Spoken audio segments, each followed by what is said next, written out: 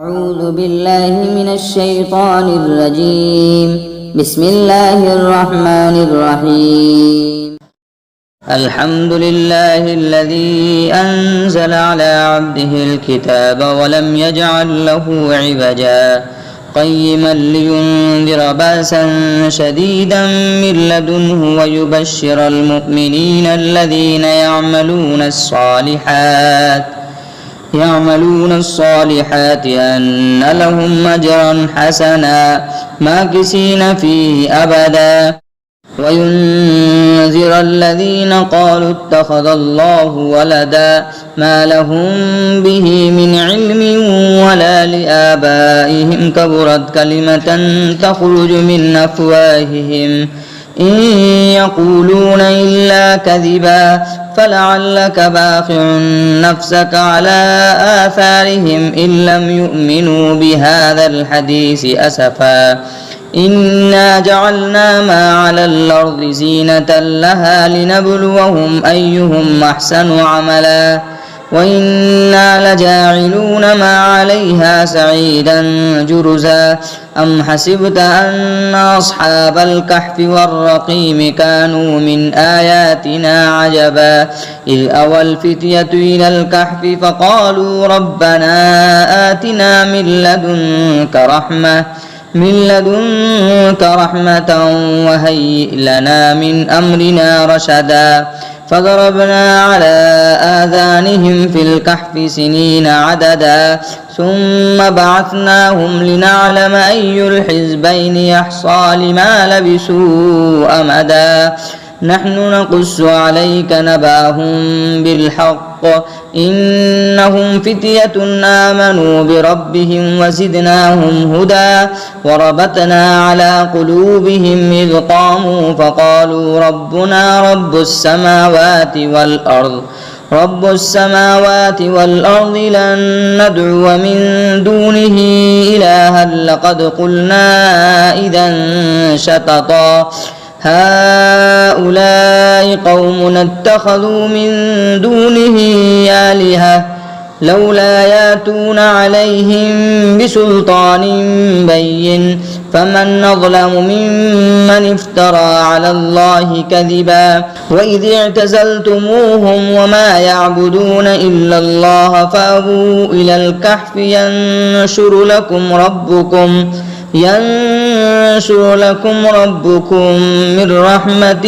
ويهيئ لكم من أمركم مرفقا وترى الشمس إذا طلعت تزاور عن كهفهم ذات اليمين وإذا غربت تقرضهم ذات الشمال وهم في فجوة منه ذلك من آيات الله من يهد الله فهو المهتد ومن يضلل فلن تجد له وليا مرشدا وتحسبهم أيقاظا وهم رقود ونقلبهم ذات اليمين وذات الشمال وكلبهم باسط ذراعيه بالوصيد لو اطلعت عليهم لوليت منهم فرارا ولملئت منهم رعبا وكذلك بعثناهم ليتساءلوا بينهم قال قائل منهم كم لبثتم قالوا لبثنا يوما أو بعض يوم قالوا ربكم أعلم بما لبثتم فابعثوا أحدكم بورقكم هذه إلى المدينة فلينظر أيها أزكى طعاما فليأتكم برزق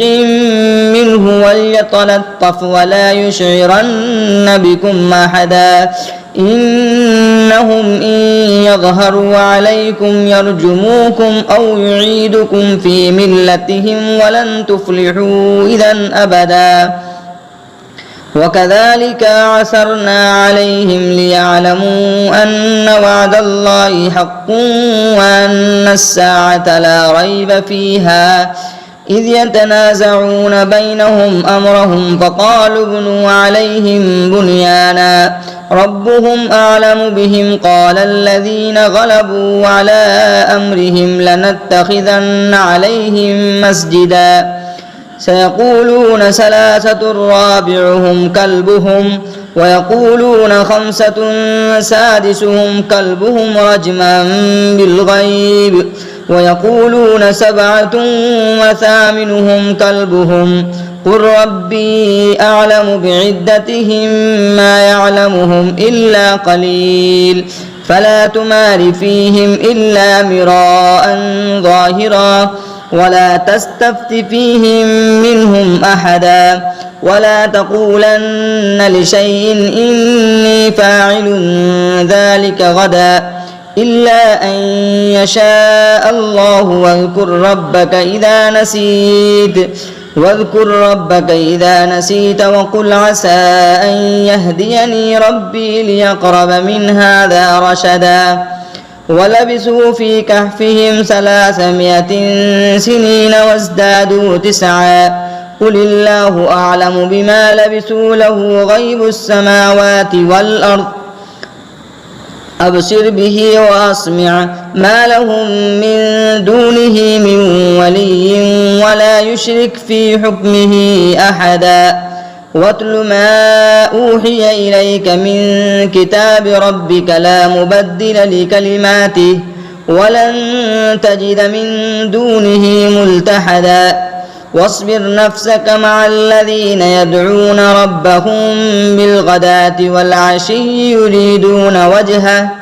يريدون وجهه ولا تعد عيناك عنهم تريد زينة الحياة الدنيا ولا تطع من أغفلنا قلبه عن ذكرنا واتبع هواه وكان أمره فرطا وقل الحق من ربكم فمن شاء فليؤمن ومن شاء فليكفر إنا أعتدنا للظالمين نارا أحاط بهم سرادقها وإن يستغيثوا يغاثوا بماء كالمهل يشوي الوجوه بئس الشراب وساءت مرتفقا إن الذين آمنوا وعملوا الصالحات إنا لا نضيع أجر من أحسن عملا أولئك لهم جنات عدن تجري من تحتهم الأنهار يحلون فيها من أساور من ذهب ويلبسون ثيابا خضرا من سندس واستبرق متكئين فيها على الأرائك نعم الثواب وحسنت مرتفقا واضرب لهم مثل الرجلين جعلنا لأحدهما جنتين من أعناب وحففناهما بنخل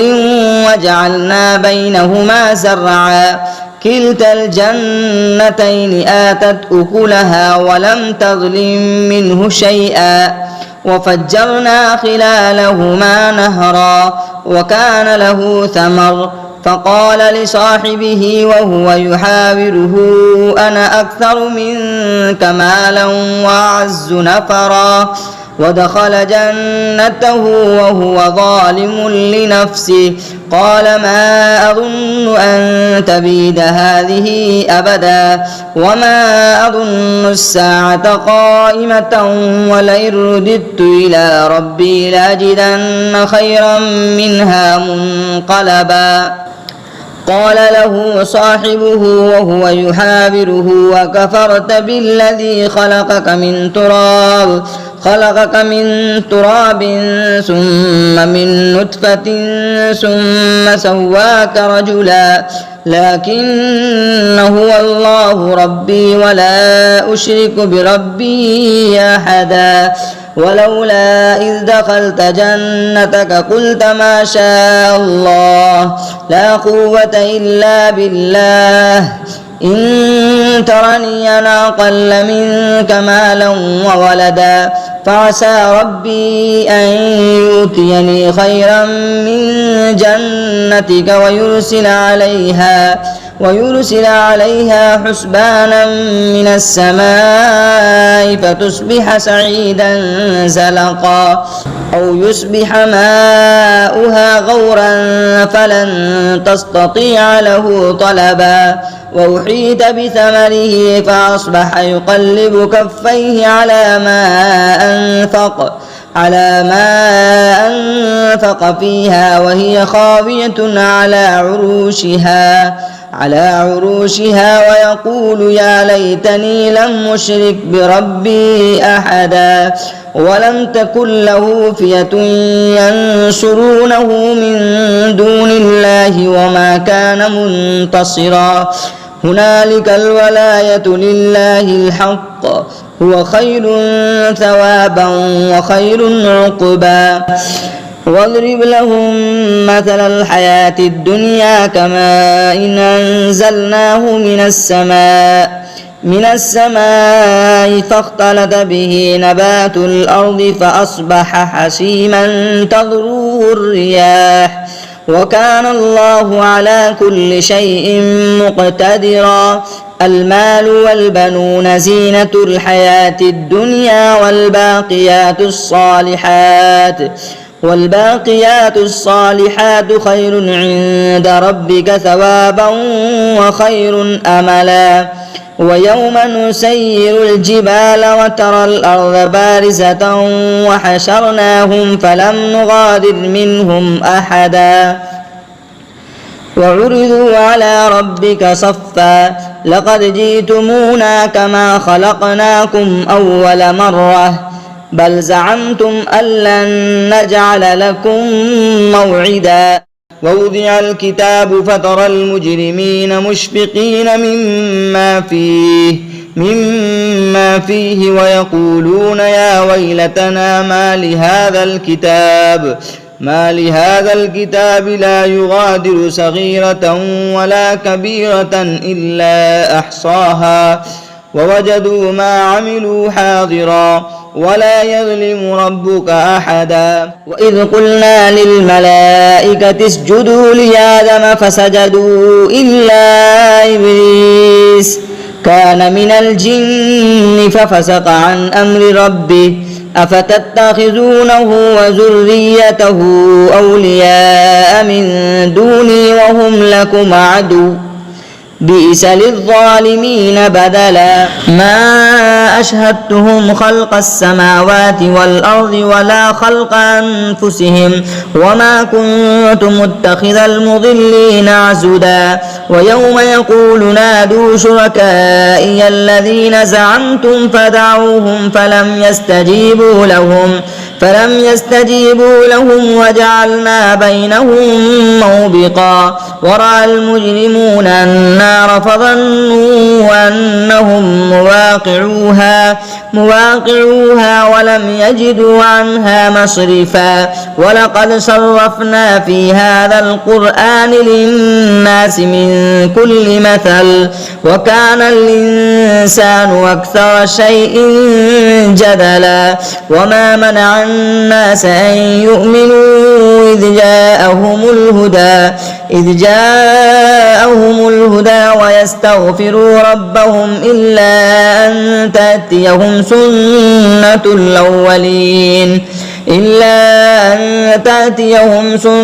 الأولين أو يأتيهم عذاب قبلا وما نرسل المرسلين إلا مبشرين ومنذرين ويجادل الذين كفروا بالباطل ليدحضوا به الحق واتخذوا آياتي وما أنذروا هزوا ومن أظلم ممن ذكر بآيات ربه فأعرض عنها ونسي ما قدمت يداه إنا جعلنا على قلوبهم أكنة أن يفقهوه وفي آذانهم وقرا وإن تدعوهم إلى الهدى فلن يهتدوا إذا أبدا وربك الغفور ذو الرحمة لو يؤاخذهم بما كسبوا لعجل لهم العذاب بل لهم موعدا لن يجدوا من دونه موئلا وتلك القرى أهلكناهم لما ظلموا وجعلنا لمهلكهم موعدا وإذ قال موسى لفتاه لا أبرح حتى أبلغ مجمع البحرين أو أمضي حقبا فلما بلغا مجمع بينهما نسيا حوتهما فاتخذ سبيله في البحر سربا فلما جاوزا قال لفتاه آتنا غداءنا لقد لقينا من سفرنا هذا نصبا قال أرأيت إذا أوينا إلى الصخرة فإني نسيت الحوت وما أنسانيه إلا الشيطان أن أذكره واتخذ سبيله في البحر عجبا قال ذلك ما كنا نبغي فارتد على آثارهما قصصا فوجدا عبدا من عبادنا آتيناه رحمة من عندنا وعلمناه من لدنا علما قال له موسى هل أتبعك على أن تعلمني مما علمت رشدا قال إنك لن تستطيع معي صبرا وكيف تصبر على ما لم تحط به خبرا قال ستجدني إن شاء الله صابرا ولا أعصي لك أمرا قال فإن اتبعتني فلا تسألني عن شيء حتى أحدث لك منه ذكرا فانطلقا حتى إذا ركبا في السفينة خرقها قال خرقتها لتغرق أهلها لقد جئت شيئا إمرا قال لم أقل إنك لن تستطيع معي صبرا قال لا تؤاخذني بما نسيت ولا ترهقني من أمري عسرا فانطلقا حتى إذا لقيا غلاما فقتله قال أقتلت نفسا زكية بغير نفس لقد جئت شيئا نكرا قال لم أقل لك إنك لن تستطيع معي صبرا قال إن سألتك عن شيء بعدها فلا تصاحبني قد بلغت من لدني عذرا فانطلقا حتى إذا أتيا أهل قرية استطعما أهلها فأبوا أن يضيفوهما فوجدا فيها جدارا يريد أن ينقض فأقامه قال لو شئت لاتخذت عليه أجرا قال هذا فراق بيني وبينك سأنبئك بتأويل ما لم تستطع عليه صبرا أما السفينة فكانت لمساكين يعملون في البحر فأردت أن أعيبها وكان وراءهم ملك يأخذ كل سفينة غصبا وأما الغلام فكان أبواه مؤمنين فخشينا أن يرهقهما طغيانا وكفرا فأردنا أن يبدلهما ربهما خيرا منه زكاة وأقرب رحما وأما الجدار فكان لغلامين يتيمين في المدينة وكان تحته كنز لهما وكان أبوهما صالحا فأراد ربك أن يبلغا أشدهما ويستخرجا كنزهما رحمة من ربك وما فعلته عن أمري ذلك تأويل ما لم تستطع عليه صبرا ويسألونك عن ذي القرنين قل سأتلو عليكم منه ذكرا إنا مكنا له في الأرض وآتيناه من كل شيء سببا فأتبع سببا حتى إذا بلغ مغرب الشمس وجدها تغرب في عين همية وجد عندها قوما قلنا يا ذا القرنين إما أن تعذب وإما أن تتخذ فيهم حسنا قال أما من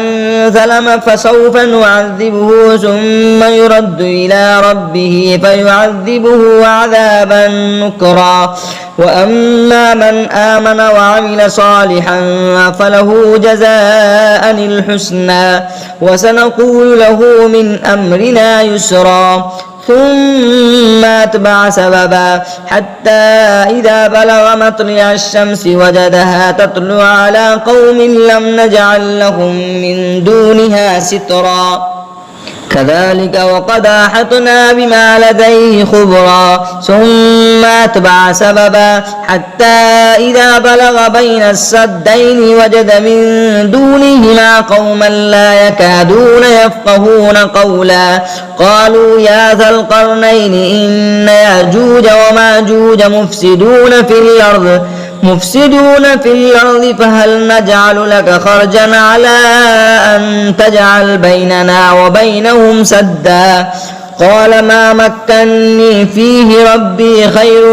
فاعينوني بقوة نجعل بينكم وبينهم ردما آتوني زبر الحديد حتى إذا ساوى بين الصدفين قال انفخ حتى إذا جعله نارا قال آتوني أفرغ عليه قطرا فما استطاعوا أن يظهروه وما استطاعوا له نقبا قال هذا رحمة من ربي فإذا جاء وعد ربي جعله دكا وكان وعد ربي حقا وتركنا بعضهم يومئذ يموج في بعض ونفخ في الصور فجمعناهم جمعا وعرضنا جهنم يومئذ للكافرين عرضا الذين كانت أعينهم في غطاء عن ذكري وكانوا لا يستطيعون سمعا أفحسب الذين كفروا أن يتخذوا عبادي من دوني أولياء إنا أعتدنا جهنم للكافرين نزلا قل هل ننبئكم بالأخسرين أعمالا الذين ضل سعيهم في الحياة الدنيا وهم يحسبون أنهم يحسنون صنعا أولئك الذين كفروا بآيات ربهم ولقائه فحبطت أعمالهم فلا نقيم لهم يوم القيامة وزنا ذلك جزاؤهم جهنم بما كفروا واتخذوا آياتي ورسلي هزوا إن الذين آمنوا وعملوا الصالحات كانت لهم جنات الفردوس نزلا خالدين فيها لا يبغون عنها حولا قل لو كان البحر مدادا لكلمات ربي لنفد البحر قبل أن تنفد كلمات ربي ولو جئنا بمثله مددا قل إنما أنا بشر مثلكم يوحى إلي أنما إلهكم إله واحد فمن كان يرجو لقاء ربه فليعمل عملا صالحا ولا يشرك بعبادة ربه أحدا بسم الله الرحمن الرحيم ياسين والقرآن الحكيم إنك لمن المرسلين على صراط مستقيم تنزيل العزيز الرحيم لتنذر قوما ما أنذر آباؤهم فهم غافلون لقد حق القول على أكثرهم فهم لا يؤمنون إنا جعلنا في أعناقهم أغلالا فهي إلى الأذقان فهم مقمحون وجعلنا من بين أيديهم سدا ومن خلفهم سدا فأغشيناهم فهم لا يبصرون وسواء عليهم أأنذرتهم أم لم تنذرهم لا يؤمنون إنما تنذر من اتبع الذكر وخشي الرحمن بالغيب فبشره بمغفرة وأجر كريم إنا نحن نحيي الموتى ونكتب ما قدموا وآثارهم وكل شيء أحصيناه في إمام مبين واضرب لهم مثلا أصحاب القرية إذ جاءها المرسلون إذ أرسلنا إليهم اثنين فكذبوهما فعززنا بثالث فقالوا إنا إليكم مرسلون قالوا ما أنتم إلا بشر مثلنا وما أنزل الرحمن من شيء إن أنتم إلا تكذبون قالوا ربنا يعلم إنا إليكم لمرسلون وما علينا إلا البلاغ المبين قالوا إنا تطيرنا بكم لئن لم تنتهوا لنرجمنكم وليمسنكم منا عذاب أليم قالوا طائركم معكم إن ذكرتم بل أنتم قوم مسرفون وجاء من أقصى المدينة رجل يسعى قال يا قوم اتبعوا المرسلين اتبعوا من لا يسألكم أجرا وهم مهتدون وما لي لا أعبد الذي فطرني وإليه ترجعون أتخذ من دونه آلهة إن يردني الرحمن بضر لا تغن عني شفاعتهم شيئا ولا ينقذون إني إذا لفي ضلال مبين إني آمنت بربكم فاسمعون قيل ادخل الجنة قال يا ليت قومي يعلمون بما غفر لي ربي وجعلني من المكرمين وما أنزلنا على قومه من بعده من جند من السماء وما كنا منزلين إن كانت إلا صيحة واحدة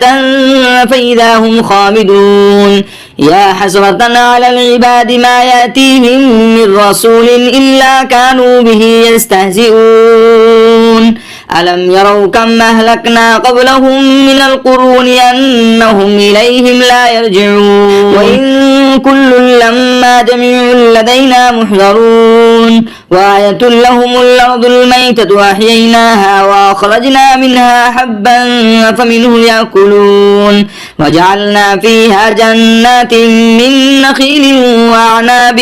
وفجرنا فيها من العيون ليأكلوا من ثمره وما عملته أيديهم أفلا يشكرون سبحان الذي خلق الأزواج كلها مما تنبت الأرض ومن أنفسهم ومما لا يعلمون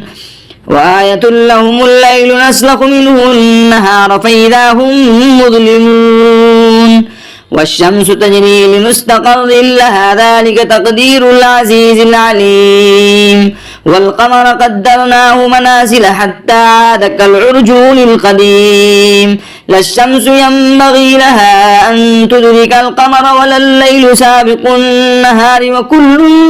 في فلك يسبحون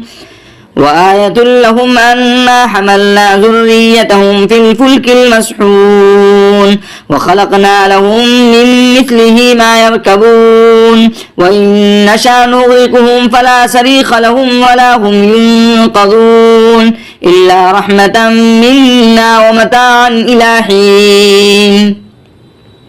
وإذا قيل لهم اتقوا ما بين أيديكم وما خلفكم لعلكم ترحمون وما تأتيهم من آية من آيات ربهم إلا كانوا عنها معرضين. وإذا قيل لهم أنفقوا مما رزقكم الله قال الذين كفروا للذين آمنوا أنطعم من لو يشاء الله أطعمه إن أنتم إلا في ضلال مبين. ويقولون متى هذا الوعد إن كنتم صادقين ما ينظرون إلا صيحة واحدة تأخذهم وهم يخصمون فلا يستطيعون توصية ولا إلى أهلهم يرجعون. ونفخ في السور فإذا هم من الأجداث إلى ربهم ينسلون قالوا يا ويلنا من بعثنا من مرقدنا هذا ما وعد الرحمن وصدق المرسلون إن كانت إلا صيحة واحدة فإذا هم جميع لدينا محضرون. فاليوم لا تظلم نفس شيئا ولا تجزون إلا ما كنتم تعملون. إن أصحاب الجنة اليوم في شغل فاكهون هم وأزواجهم في ظلال على الأرائك متكئون لهم فيها فاكهة ولهم ما يدعون سلام قولا من رب رحيم. وامتازوا اليوم أيها المجرمون ألم عاهد إليكم يا بني آدم ألا تعبدوا الشيطان إنه لكم عدو مبين وأن اعبدوني هذا صراط مستقيم. ولقد أضل منكم جبلا كثيرا فلم تكونوا تعقلون هذه جهنم التي كنتم توعدون اصلوها اليوم بما كنتم تكفرون. اليوم نختم على أفواههم وتكلمنا أيديهم وتشهد أرجلهم بما كانوا يكسبون. ولو نشاء لطمسنا على أعينهم فاستبقوا الصراط فأنى يبصرون. ولو نشاء لمسخناهم على مكانتهم فما استطاعوا مضيا ولا يرجعون. ومن نعمره ننكسه في الخلق أفلا يعقلون. وما علمناه الشعر وما ينبغي له إن هو إلا ذكر وقرآن مبين لينذر من كان حيا ويحق القول على الكافرين. أولم يروا أنا خلقنا لهم مما عملت أيدينا أنعاما فهم لها مالكون وظللناها لهم فمنها ركوبهم ومنها يأكلون ولهم فيها منافع ومشارب أفلا يشكرون. واتخذوا من دون الله آلهة لعلهم ينصرون لا يستطيعون نصرهم وهم لهم جند محضرون. فلا يحزنك قولهم إنا نعلم ما يسرون وما يعلنون. أولم يرى الإنسان أنا خلقناه من نطفة فإذا هو خصيم مبين. وضرب لنا مثلا ونسي خلقه قال من يحيي العظام وهي رميم قل يحييها الذي أنشاها أول مرة وهو بكل خلق عليم. الذي جعل لكم من الشجر الأخضر نارا فإذا أنتم منه توقدون. أوليس الذي خلق السماوات والأرض بقادر على أن يخلق مثلهم بلى وهو الخلاق العليم. إنما أمره إذا أراد شيئا أن يقول له كن فيكون. فسبحان الذي بيده ملكوت كل شيء وإليه ترجعون. أعوذ بالله من الشيطان الرجيم. بسم الله الرحمن الرحيم. الرحمن علم القرآن خلق الإنسان علمه البيان. الشمس والقمر بحسبان والنجم والشجر يسجدان والسماء رفعها ووضع الميزان